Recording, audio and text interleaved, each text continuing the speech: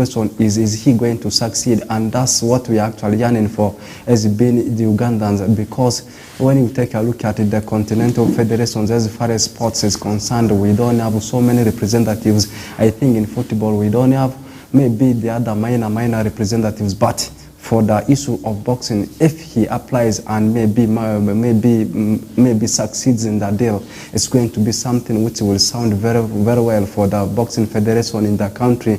Not only the boxing federation, it's also going to sell the image of the country as far as that sport is concerned, because sending a representative to see that, in fact, someone who governs the whole federation and in the whole continent, it's going to be something so amazing for the whole of the Ugandans. Now, if you look at what exactly is happening, remember on the 30th of this very month, we did see, of course, a lot of things that came through. And with that, Alex Muhangi, very many, around 30 countries had said that they really needed to scrap him off from that is the participation. But all in all, he looks so firm that he wants to participate in this. So looking at that, you would be saying that, of course, Muhangi has given no attention. He has said that, but according to reports here, he's been cleared now to participate in for this. And if you look at his work rate, there was a vote of no confidence, and that was, of course, put onto him ahead of what exactly is going to be happening. So big things come, big things go, and Muhangi, I want to say, has not done, maybe, okay, he tried lifting up the talent of very many boxers here and there, but right now he is going in there, and who are those who are going to be voting for him? Of course, those are some of the things that people will be wanting to know. Exactly, that is the point. Who are those people who are going to stand behind him to see that they actually give the cast the vote for him? Is the one point we are looking at, because he's not yet well known in the whole continent. That's the first thing I am looking at. He's a boxer. He's done a lot. A boxing part, being a boxer doesn't mean that, of course, it might be something very easy for you to earn the vote. It's going to be something full of challenges for him to see that he actually emerges one of the top contenders. But if you take a look at all the sporting activities we have in the country, at least this time Ugandan personalities, they are not all trying to compete within the country, and I've loved the idea that some of them this time they want to compete in the whole world, not only in Africa but in the whole world. But this one, Mwazi, for him, he's contesting for that continental post. It's going to be something good, but as you said, which I still want to stick to it, who is going to be that person, or who are going to be those personalities to see that they cast the vote for him, and at the end he goes forward, is what aspect we are looking at. Boxing, like I said, boxing in the country of Uganda is not all that a popular sport. It's not all that a well-known sport like that one of football. But what I've loved about the idea is, of course, the guy himself taking the idea to see that he actually competes at the continental level. That's one, a good challenge, but others also have to see what exactly this would be like, because there's going to be an independence that is coming through right there from of course the side of West Nile, City, and the rest that probably will be coming right there. We should be expecting a lot that probably could be coming from the boxing world. So let's wait and see how that would be for the meantime. We move away from there. I want to say that there is also a lot that is happening right now in the world of football, as of course teams are getting in right there. But before I get to that, Alan Okello is one name I want to talk about. Reports have it now, yes, he may not kick the ball, but again, I saw another report today that he may still continue. He may not go for the surgery.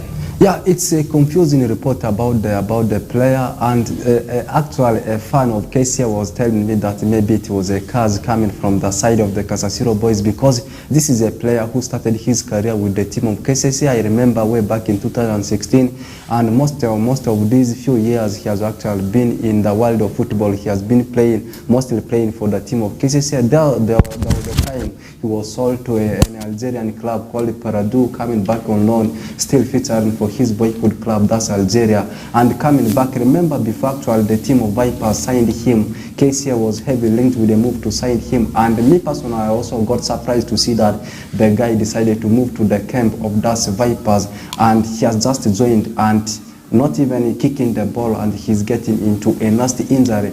It's true, the reports are all that very confusing. Some people are saying that he may kick the ball again before the wind-up of the first turns of the season. Others continue to say that he may not kick the ball again. It's a confusing part of it. Earlier on, it was suggested that the injury is called the anterior cruciate ligament, but the reports later say that this guy, of course, will not be having the surgery. In case it will not, it won't go like that. It will be a good news for the team of KCCA and for the whole team, like a teammate. But if it's going to be like that, it's going to be a bad omen for the team of KCCA, because this is a player who is already having that profile. The CV is already there. Once he features if he features in a season, that one in his start times Uganda Premier League, you always see him leaving a lot of records. But in case he will not undergo surgery, it will be a good one for Vipers. But if it will be, in case of a surgery, bad one for the team of Vipers. Do you also believe in those myths? People saying that it might be a curse coming from the... Do you believe in them? I don't believe. Does football have such things anyway? We don't know. It might be to some extent. I may say that it might be, depending on how you perceive it. Some people may say that it's there, but to me, I don't think it's there. But KCA being the boyhood club, and fans expected him to return to that. Philip Omondi, some people may still believe that the curse is coming from the fans, but to me, I don't believe. All right, let's wait and see. Yesterday's report showed that, of course, this player would be out, and probably we expecting to see how exactly that is. Now, KCCA, that is their match day. They will be hosting Maroons Football Club today.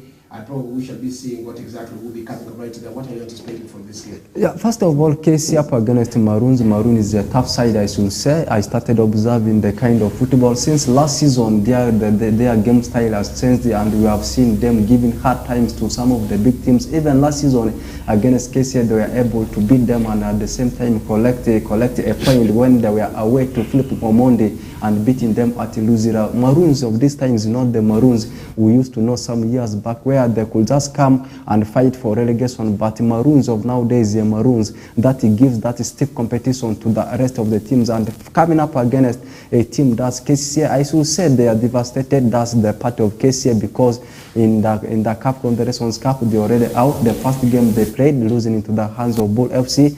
Currently, if you take a look at the weight of the team, the quality of the team Maroons having with that one of Bull FC, I would say Maroons, they are 60%, Maroons, they are 40%, and Bull FC, they are 60%. And now coming against KCA, but KCA this time they will want to bounce back from the defeat they had in the first game, because if they go for back-to-back defeats like that, it may not sound so well, and at the same time they will need to console themselves from the knocking out of the Cup Confederations Cup. But up against Maroons is not something easy for them. But Maroons, this time I'm seeing the best, the worst for them up against the Kasasiro boys might be a draw, because of the form they have been having, plus also the quality of the players they possess. Let's wait and see what exactly that will be like. But all in all, it's one of the biggest things that we're looking into now. These are games that are going. Officiation and the rest Black Spar had a game with Kataka Football Club, which involved in at least an error that came through from, that is, the ground.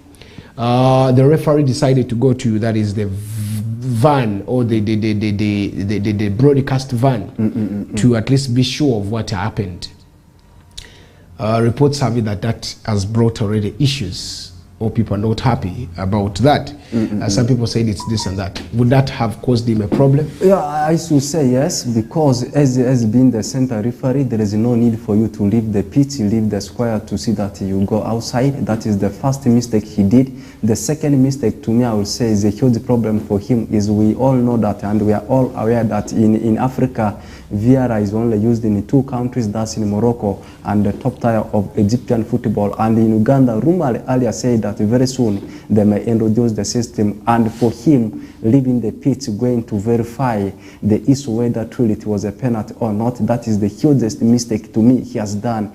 And you know that we don't have Vieira, video assistant referee, to the extent of going to the production room to verify. To some extent, maybe 10% we should say yes, he did the right thing, because it was a confusing part of it, because all the three match officials, the 2 linesmen, plus also the referee, they were confused. That's why he reached to the extent of visiting the production room to verify the fact. But since Vieira is not yet in Ugandan football, that might be the problem. As to why, to me, I will say it's a problem. He has taken a challenge for him, and he will have to answer that one. Now, of course, it is already a question into that is the referees disciplinary committee. That was an authorized way of going. He needed to decide by himself. He has the assistants and the rest. Of course, this maybe could have seen a lot from there, and people looking forward to see how this is. Now, what if every other game would say, if it is live, let's also go and review? Yeah, first of all, I still want to go back to my point and the statement I made. The bad part of it is people terming it as Vieira, and yet we don't have the system here in the country unauthorized. You look at the statement alone, the word they have written, unauthorized video assistant referee, and you visit the production team. Then at the same time, as being a center referee, there is no need. That is the strong point I will have to rely on.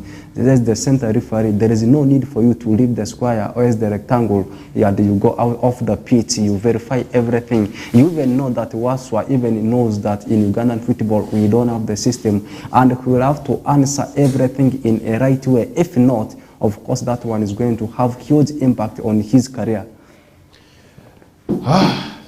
Who should be blamed? The center referee or the people who have accepted him to enter that van? That's also another thing. Because as a production unit, you should be having measures. You're not authorized. Why should you say this? I think the people in the van or the broadcasters also need to be blamed. It's true, but the huge part of the blame should go to the center referee, that's Muzamir Waswa, because of the one fact. Why did you leave? Professionally, would I accept Benson, who is the referee, to access my premises? No. Oh, is it because people have, this is our league, and they feel it is what we do? Because this broadcast by then was from, of course, the Federation of Uganda Football Association's own broadcast van. So is it? No. This should come out so clear. If I may rate it, according to percentage, 70% I blame that's Waswa, Muzamir Waswa. Then the 30% of it should go to the production team, because exactly that is the point. No need for you to allow the center referee as any other person to access the production room. But we have seen even very many scandals, scenarios of this kind. No referee has ever gone to, and even though it's the nearest, that has never gone to the production to say this. That shows maybe someone would say you're biased.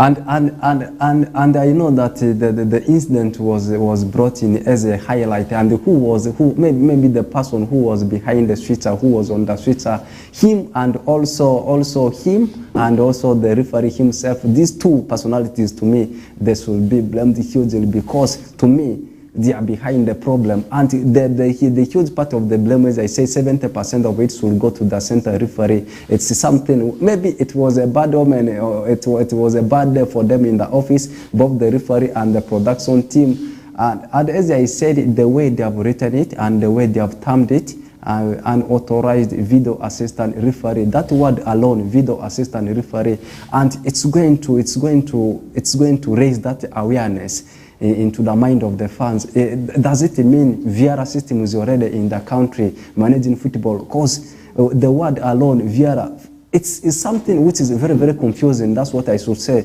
as far as the saga is concerned. So he came, he should have made decision basing on the video footages that he went and viewed, and that should be maybe one thing that has come through right there. But I think Federation of Uganda Football Association should put their measures. First of all, the referees committee is already, this is an indiscipline. You can't leave the pitch and go without authority.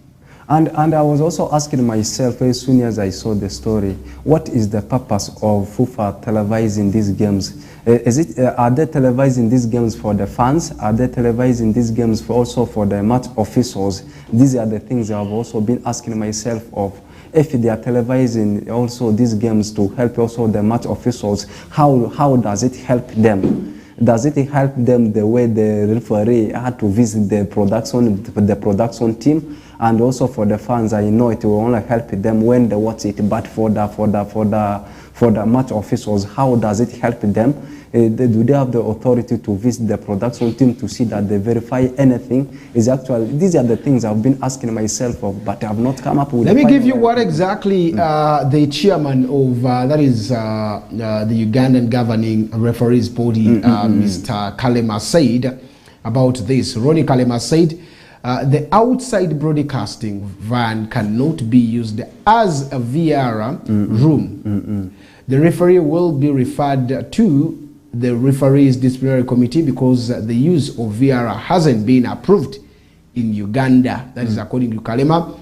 FIFA's approval is necessary for any country to implement VR, and this hasn't happened for Uganda. Referee must adhere to that is the existing laws of the game, which currently do not include VR. The referees chairman stated that in his moment of course, in his release. So that means there's nothing you're supposed to run to this. You, the central referee, the two assistant referees need to decide and make sure that this game move on. Basing on the rules and regulations. This saga alone is going to have huge impact on Ugandan football and also on the television, not forgetting about the referee.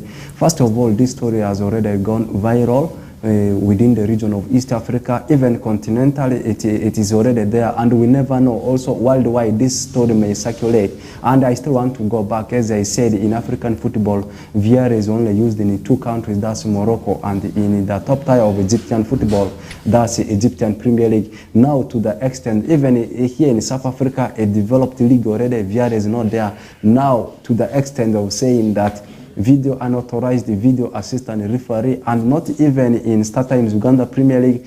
Ironically, it has also happened in the StarTimes FIFA Big League. To me, I will term it as not a video assistant referee, just it was a bad omen. It was a mistake done by the referee and also the whole production room. The whole production room, their mistake was for allowing the referee to access it, and also for the referee, his problem was taking that quick decision. And what actually came into his mind to see that he actually had to leave the pitch and has to access the production room to verify everything. But it's going to damage the reputation, the brand of the game of football we have in the country, in case it will keep on circulating within the region, within the continent for long without going off. Okay, now that's one big one, but all in all, that's now where the issues are coming, because still, after disallowing that, he added 7 more minutes to make sure that this game could, and that's how Kataka got his game, and very many people are saying, no, this is not correct. So that's one big thing. Okay, let's leave that there. There is one thing that someone was asking, a question that whether the foreigners have done a lot to us in Uganda, foreign players, foreign coaches, are they really having any impact in Ugandan league? Are they trying to push it there? According to you, what do you think? First of all, I'm looking at the clubs that have been going for foreign players. Basically, it has been clubs like Sports Club Vipers and the team of KCA. Mostly, it has been Vipers dominating to see that they bring these foreign players. And they have got a purpose, a reason to bring these foreign players. And I need to give it right away. They have been going for these foreign players to see that they actually uplift their game in continental football. Normal, when we talk about continental football, in simple terms, we are talking about CAF Champions League and Confederations Cup, which to me they have failed, both the indigenous players and also the foreign players, even the foreign coaches. That's why of late we have seen these 2 clubs, even Sports Club Villa, this time going for foreign coaches. Now the question here is, the point of discussion here is, what have they done? Is it the right time for them to see that they now have to base with their native players, indigenous players, and quit going for those foreign players? Now, there is another thing I've been asking myself, is the police. How do they go for these foreign players? Do they have the scouts to monitor these players?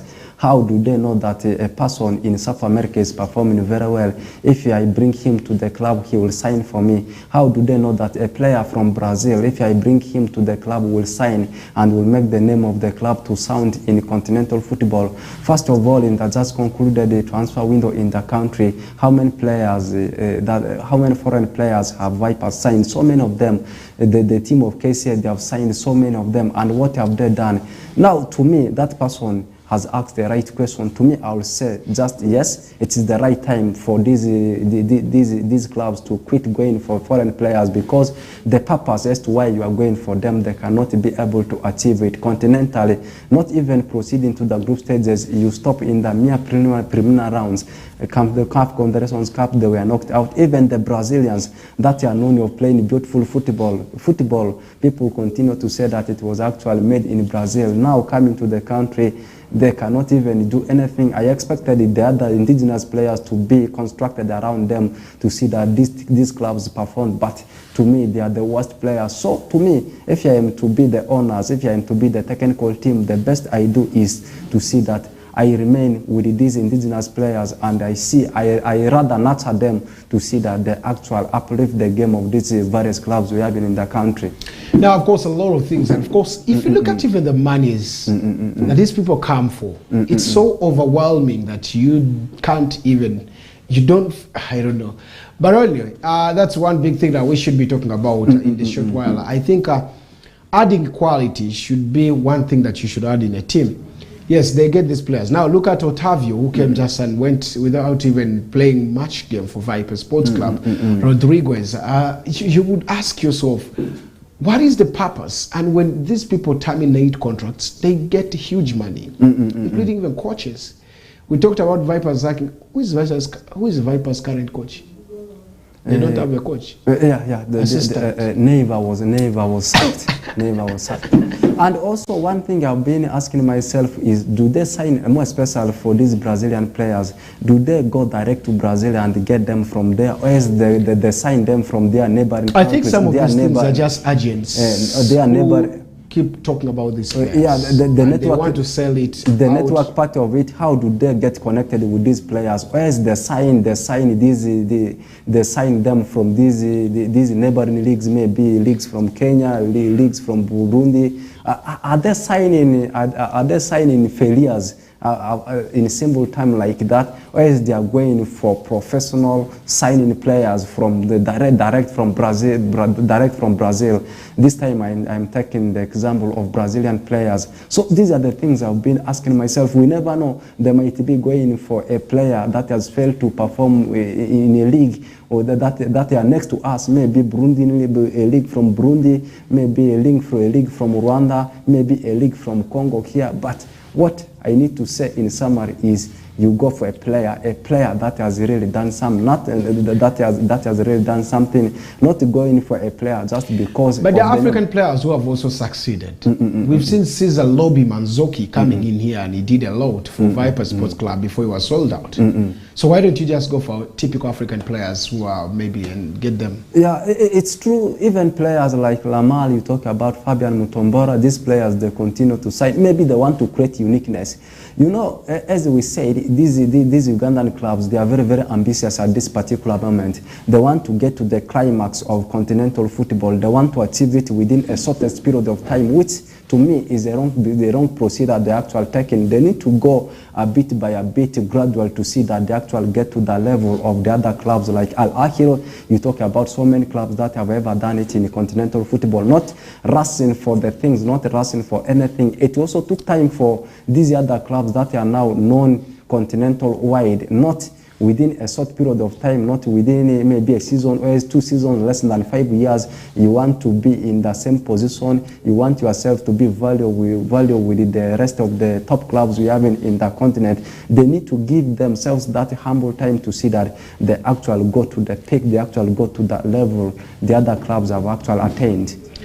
All right, and that's one big thing that we're waiting to see what exactly that will be like. And if you leave that there now, I want to say that there are almost a lot of things that is coming, and one of the biggest is how our own Western clubs are performing. Credit should be given to Calvary Football Club. Right now, they lead the FUFA Big League, as of course, after winning 2 games. Their next game is against Lugazi in the FUFA Big League. I should say credit goes, of course, Nduparaka got their first win at home yesterday, but won on Sunday. The only club in the Super League for West Nile is Arua Hill Sports Club. They're not yet doing well. 3 games, 3 losses. The next game is against Sports Club Villa, and that's also another game to watch. So what picked my attention is, did you see the video that is trending where fans fell using a Raksa in Germany? Yes. It is one thing. I think there's vibe for that side. But what is that the teams can change to keep themselves there? That is also another thing people are asking. So I want to say why I brought this is because teams are getting ready. Regional league teams are away. Leah FC. Of course, by the way, I want to say it is just it's not yet official, but Leah's name from Alphas is now confirmed to be Leah soon. It will be confirmed because they had changed it. Nebi Central is trying to strategize. Pai the Black Angels. So this time's regional league is going to be so competitive. And I want to tell you that West Nile Television will be bringing you all that because it is where we shall be going to show all these games. So you should be getting ready for movements as we get there. Let's take a break. We'll be coming back shortly to give you more of the interesting stories in the international scene as our Champions League returns today.